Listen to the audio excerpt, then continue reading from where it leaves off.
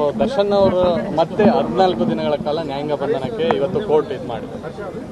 ನೋಡಿ, ಕಾನೂನಿನ ವ್ಯವಸ್ಥೆಯಲ್ಲಿ ಅದರ ಪ್ರಕ್ರಿಯೆ ಯಾವ ರೀತಿ ನಡ್ಕೊಂಡು ಹೋಗಬೇಕೋ ಅದು ಹೋಗೇ ಹೋಗುತ್ತೆ. ಅದರ ಬಗ್ಗೆ ಯಾರೂ ಏನು ಕಮೆಂಟ್ ಮಾಡೋ ಹಾಗಿಲ್ಲ ಅಂತ ನಾನು ಅಂದ್ಕೊಂಡಿದ್ದೀನಿ. We all respect the law and ಅದರ ಪ್ರಕಾರ ಏನೇನು ಆಗಬೇಕೋ ಕ್ರಮಗಳು ಅದು ಆಗ್ತಾನೆ ಇರುತ್ತೆ. ಅದ್ರ ಬಗ್ಗೆ ಏನು ನಾನು ಕಮೆಂಟ್ ಮಾಡೋದಿಲ್ಲ. ಇಷ್ಟು ದಿನ ನಾನು ಮಾತಾಡದೇ ಇರೋದಕ್ಕೂ ಅಥವಾ ಇವತ್ತು ನಾನು ಪೋಸ್ಟ್ ಮಾಡಿದ್ದಕ್ಕೂ ನಾನು ತುಂಬ ಸ್ಪಷ್ಟವಾಗಿ ನನ್ನ ಪೋಸ್ಟಲ್ಲೇ ಅದಕ್ಕೆ ಒಂದು ಕ್ಲಾರಿಟಿ ಕೊಟ್ಟಿದ್ದೀನಿ ಅಂತ ಅಂದ್ಕೊಂಡಿದ್ದೀನಿ. ಇದು ನಾನು ಅದರಲ್ಲಿ ಏನೇ ಮಾತಾಡಿದ್ರು ಅದು ನನ್ನ ವೈಯಕ್ತಿಕ ವಿಚಾರ. ಇದು ಆ್ಯಸ್ ಅ ಪಬ್ಲಿಕ್ ಫಿಗರ್ ಅಥವಾ ನಾನು ಒಬ್ಬ ಪಾರ್ಟಿ ಮೆಂಬರ್ ಆಗಿ ಆ ನಿಟ್ಟಿನಲ್ಲಿ ನಾನು ಮಾತಾಡಿದ್ದಲ್ಲ. ನನ್ನ ಪರ್ಸನಲ್ ಆಗಿ ನಾನು ಹಂಚಿಕೊಂಡಿರೋವಂಥ ವಿಚಾರ ಇದು. ಖಂಡಿತ ಒಬ್ಬರ ಮನೆಯಲ್ಲಿ ಈ ರೀತಿಯ ಒಂದು ಘಟನೆ ನಡೆದಾಗ ಯಾರೂ ಪ್ರತಿದಿನ ಮಾಧ್ಯಮಗಳ ಮುಂದೆ ಬಂದು ಅಥವಾ ಸೋಷಿಯಲ್ ಮೀಡಿಯಾದಲ್ಲಿ ಬಂದು ಅಥವಾ ಇನ್ನೊಂದು ಕಡೆ ಏನೋ ಮೈಕ್ ತಗೊಂಡು ಮಾತಾಡೋ ಅಂಥ ಒಂದು ಮನಸ್ಥಿತಿಯಲ್ಲಿ ಯಾರೂ ಇರಲ್ಲ ಅಂತ ನಾನು ಅಂದ್ಕೊಂಡಿದ್ದೀನಿ. ದರ್ಶನ್ ಅವರ ತಾಯಿ ಆಗಲಿ, ತಮ್ಮ ಆಗಲಿ, ಅವರ ಪತ್ನಿ ವಿಜಯ ಆಗಲಿ, ಖಂಡಿತ ಅವರೂ ಯಾವ ರೀತಿ ಕುಗ್ಗಿದ್ದಾರೆ ಅನ್ನೋದು ನನಗೆ ಪರ್ಸ್ನಲ್ ಆಗಿ ಗೊತ್ತಿದೆ.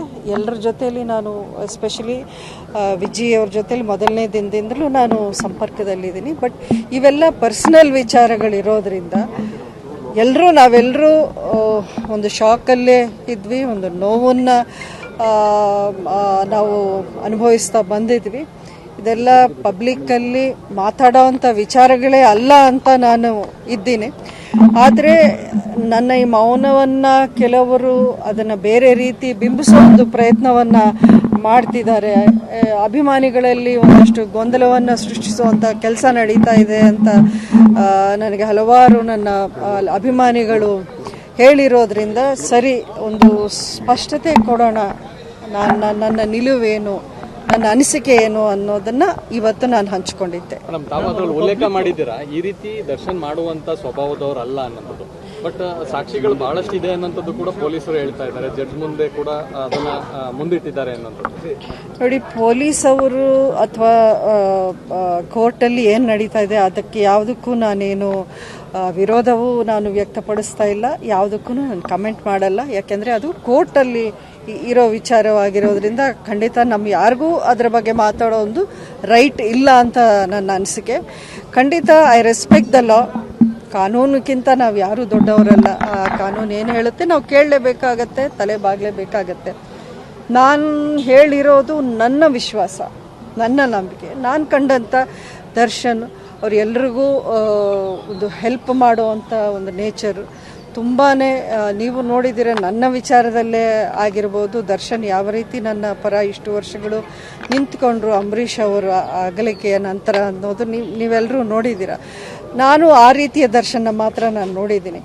ಇದು ಬೇರೆ ವಿಚಾರಗಳು, ಸಾಕ್ಷಿಗಳು ಅದರ ಬಗ್ಗೆ ಮಾತಾಡೋ ಒಂದು ಪೊಸಿಷನಲ್ಲಿ ನಾನಿಲ್ಲ. ಯಾಕೆಂದರೆ ಅದರ ಮಾಹಿತಿ ನನ್ನ ಹತ್ರ ಇರೋಕ್ಕೆ ಸಾಧ್ಯನೇ ಇಲ್ಲ.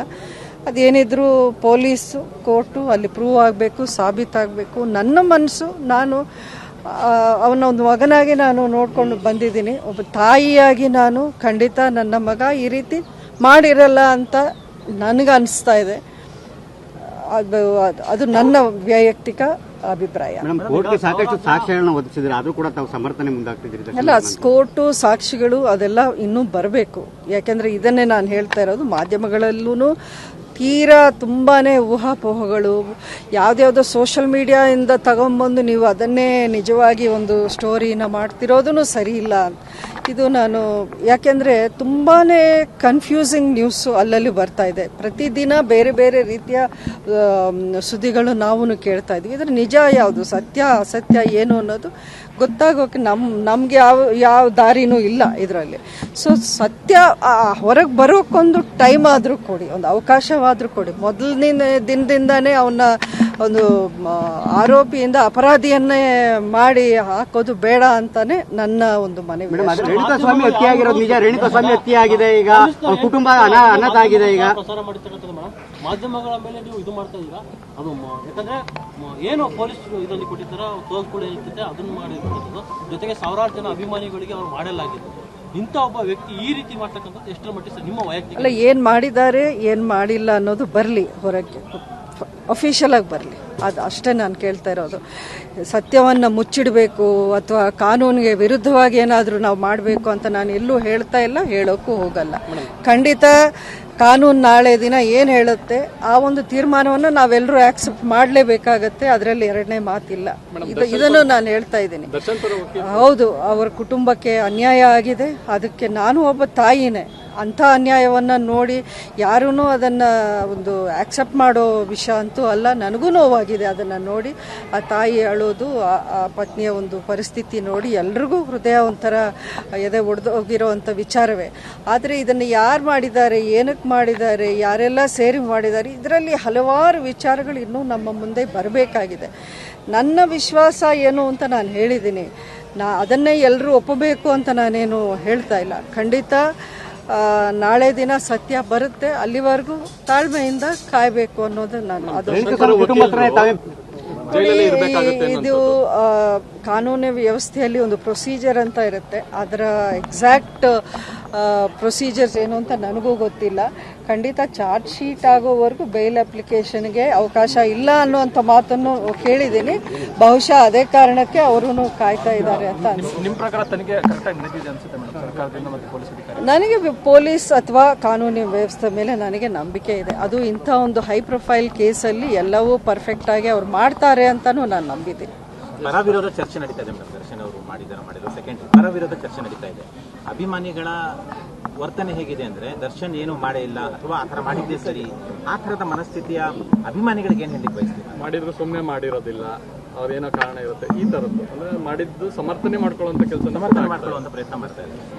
ನೋಡಿ, ಎಲ್ಲರೂ ಅದನ್ನೇ ನಾನು ನನ್ನ ಪೋಸ್ಟಲ್ಲಿ ಅಭಿಮಾನಿಗಳಿಗೂ ನಾನು ಅಪೀಲ್ ಮಾಡ್ಕೊಂಡಿದ್ದೀನಿ. ಇಂಥ ಸಮಯದಲ್ಲಿ ಯಾರೂ ಯಾವುದೂ ಯಾವ ರೀತಿಯ ಹೇಳಿಕೆಯನ್ನು ಕೊಡೋದು ಸರಿ ಇಲ್ಲ ಅಂತಲೇ ನಾನು ಹೇಳ್ತಾ ಇದ್ದೀನಿ. ಯಾರನ್ನೂ ನೋಯಿಸೋವಂಥ ಹೇಳಿಕೆ ಅಂತೂ ಯಾರೂ ಕೊಡಲೇಬಾರದು ಇಂಥ ಒಂದು ಸಮಯದಲ್ಲಿ. ಅಂಥ ಒಂದು ಗಂಭೀರವಾದ ಒಂದು ಪ್ರಕರಣ ಆಗಿರೋದ್ರಿಂದ ಎಲ್ಲರೂ ಒಂದು ಸೆನ್ಸಿಟಿವಿಟಿಯನ್ನು ಅರ್ಥ ಮಾಡಿಕೊಂಡು ಇದರಲ್ಲಿ ನಾವು ಬಿಹೇವ್ ಮಾಡಬೇಕಾಗಿದೆ.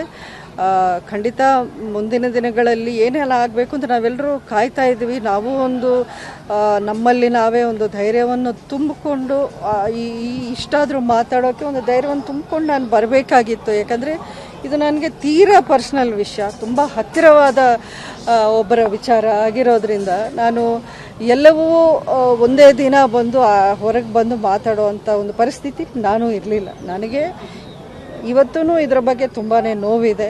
ಖಂಡಿತ ಇದು ಯಾವುದೂ ಆಗಬಾರ್ದಾಗಿತ್ತು, ಆದರೆ ಘಟನೆ ನಡೆದೋಗಿದೆ. ಸೊ ಕಾನೂನಿನ ಪ್ರಕಾರ ಏನೇನು ಕ್ರಮಗಳಾಗಬೇಕು ಅದು ಆಗಲಿ, ಅಲ್ಲಿವರೆಗೂ ನಾನು ಕಾಯ್ತೀನಿ.